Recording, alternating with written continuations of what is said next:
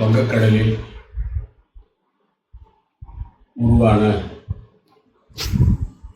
காற்றழுத்த தாழ்வு மண்டலம் வடமேற்கு திசையை நோக்கி கடந்த 10 நாட்களுக்கு முன்பு மெதுவாக நகர ஆரம்பித்தது. அது 2 கிலோமீட்டர் 3 கிலோமீட்டர் ஒரு மணி நேரத்துக்கு என்ற அளவில் முதலில் சென்னையிலிருந்து 450 கிலோமீட்டர் தூரத்திலேயும் புதுச்சேரியிலிருந்து 480 கிலோமீட்டர் தூரத்திலேயும் நாகப்பட்டினத்திலிருந்து சுமார் 500 கிலோமீட்டர் தூரத்திலேயும் இருந்தது. அது படிப்படியாக நகர்ந்து வந்து 27ஆம் தேதி நவம்பர் மாதம் அது கரையை கடக்கும் என்று வானிலை ஆராய்ச்சி நிபுணர்கள் கணித்த வேளையில் அந்த புயல் அந்த இடத்திலேயே 2 நாட்கள் மையம் கொண்டிருந்து 30ஆம் தேதி மாலை 5:30 மணி அளவில் அது கரையை கடக்க தொடங்கியது. முதலில் வானிலை ஆராய்ச்சி நிபுணர்கள் எல்லாம் மாமல்லபுரத்துக்கும் காரைக்காலுக்கும் இடையே இந்த பெஞ்சால் புயல் கரையை கடக்கும் என்று கணித்தவர்கள் 2 நாட்களுக்கு முன்பு அது புதுச்சேரியை நோக்கி வருகிறது என்று அறிவிப்பு வெளியிட்டார். அதன் அடிப்படையில் அதனுடைய தாக்கம் புதுச்சேரியில் சுமார் 5:30 மணி அளவில் கரையை கடக்கின்ற பொழுது மிக கனத்த மழையும் சுமார் 80-90 கிலோமீட்டர் வேகத்தில் காற்று வீச தொடங்கியது. அது இரவு 12:30 மணி வரை தொடர்ந்து அடைமழை பொழிந்து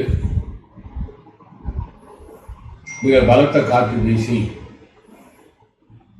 புதுச்சேரி மாநிலம் முழுவதும் வெள்ளக்காடாக மாறியது. அந்த 12 மணி நேரத்தில் சுமார் 47 சென்டிமீட்டர் மழை பெய்தது. மரங்கள் எல்லாம் சரிந்து விழுந்தன. சாலைகள் எல்லாம் தண்ணீர் தேங்கி இருந்தது.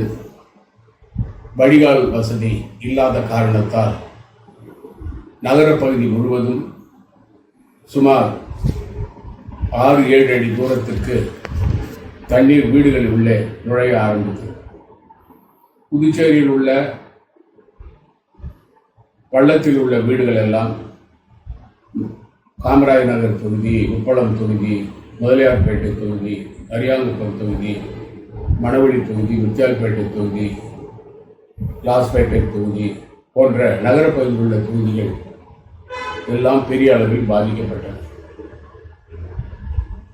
இந்த முன்னெச்சரிக்கையாக இந்த புயல் வருவதற்கு முன்பாக வானிலை ஆராய்ச்சி நிபுணர்கள் கணித்தும் கூட புதுச்சேரி மாநில அரசு இந்த புயல் வெள்ளத்தை சந்திப்பதற்கான ஆயத்த வேலைகளை எதையும் செய்யவில்லை.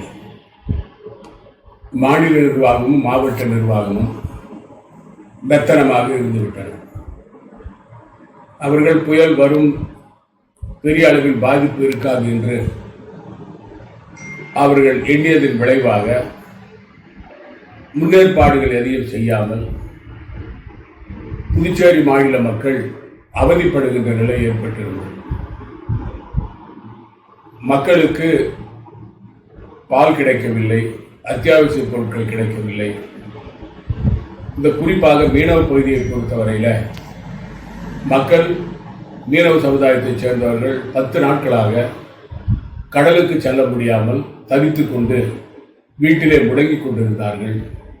விவசாய தொழிலாளிகளுக்கு வேலை இல்லை, கூலி தொழிலாளிகள் வேலை செய்ய முடியவில்லை, சிறுகடை வைப்பவர்கள், ரோட்டோரத்திலே கடை வைப்பவர்களுக்கு வாய்ப்பு இல்லை, அமைப்பு சாரா தொழிலாளர்கள் பாதிக்கப்பட்டார்கள். 100 நாள் வேலை திட்டம் முழுமையாக நிறுத்தப்பட்டது. இதனால் அனைத்து தரப்பு மக்களும், வியாபாரிகள் உட்பட அனைத்து தரப்பு மக்களும், தொழிலாளிகள் அனைவரும் பாதிக்கப்பட்டார்கள். ஆனால் மாண்புமிகு முதலமைச்சர் ரங்கசாமி அவர்கள் தலைமையில் உள்ள என்ஆர் காங்கிரஸ் பாஜக அரசு அதை பற்றி கவலைப்படவில்லை, அதற்கான நடவடிக்கையும் எடுக்கவில்லை. மீனவர்களை பொறுத்தவரையில் அவர்களை நாங்கள் சென்று சந்தித்தோம். வைத்திக்குப்பம் பகுதியில், சோலை நகரில் மற்றும் மீனவ கிராமங்களுக்கு சென்று அவர்களை சந்தித்து பேசும் பொழுது, கடந்த 7 நாட்களாக நாங்கள் உணவு இல்லாமல் தவிக்கிறோம், வேலை இல்லை, வருமானம் இல்லை, எங்களுடைய படகுகளை நாங்கள் பாதுகாப்பாக வைப்பதற்கு இந்த மீன்வளத்துறை எங்களுக்கு உதவி செய்யவில்லை என்று எங்களிடம் குறைகளை கூறினார்கள். வருவாய்த்துறை அதிகாரிகள் திரும்பி வந்து பார்ப்பதில்லை, மீன்வளத்துறை அதிகாரிகள் எங்களை உதாசீனப்படுத்துகிறார்கள் என்று கூறினார்கள். அதே போல விவசாயிகளும் வடிகால் வசதி இல்லாத காரணத்தால், வாய்க்கால்கள் தூர்வாராத காரணத்தால், ஏரிகள் தூர்வாராத காரணத்தால் தண்ணீர் தேங்கி விவசாய விளைநிலங்கள் எல்லாம் பாதிக்கப்பட்டிருக்கின்றன. வரலாறு காணாத அளவில் இன்று வரை சுமார் 54 சென்டிமீட்டர் மழை புதுச்சேரியில் பதிவாகி இருக்கிறது. 2004ஆம் ஆண்டு 31 சென்டிமீட்டர் மழை பெய்திருக்கிறது. 2020ஆம் ஆண்டு 21 சென்டிமீட்டர் மழை பெய்தது. இப்பொழுது 54 சென்டிமீட்டர் மழையாக பதிவு செய்யப்பட்டிருக்கிறது. இது மக்கள் எதிர்பார்க்காத மழை. மக்கள் குறிப்பாக காமராஜ் நகர் பகுதியிலேயும், உப்பளம் பகுதியிலேயும் மற்றும் முத்தியால்பேட்டை பகுதியிலேயும் நாங்கள் சென்று மக்களை சந்திக்கும் பொழுது எங்களுடைய குழந்தைகளுக்கு பால் கிடைக்கவில்லை, எங்களுக்கு உணவு பொட்டலங்கள் வரவில்லை,